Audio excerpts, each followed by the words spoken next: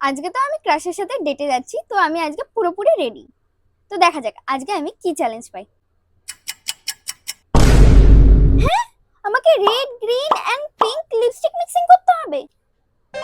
এই চ্যালেঞ্জটা করতে পারলে আমি 10টা লাইক পাবো। তাহলে তো আমাকে করতেই হবে। ফার্স্টে আমি রেড লিপস্টিকটা আবার লিপে ইউজ করব। নাও গ্রিন, লোয়ার লিপে পিঙ্ক। গাইস, তোমরাও যদি চাও আমি তোমাদের লিপস্টিক কালার এইভাবে মিক্সিং করে দেখাই, এই ভিডিওটা তোমরা কমেন্ট করো। তো নেক্সট ভিডিওতে আমি সেই লিপস্টিক কম্বো নিয়ে চলে আসবো। তো এখন লিপস্টিকটা মিক্সিং করি।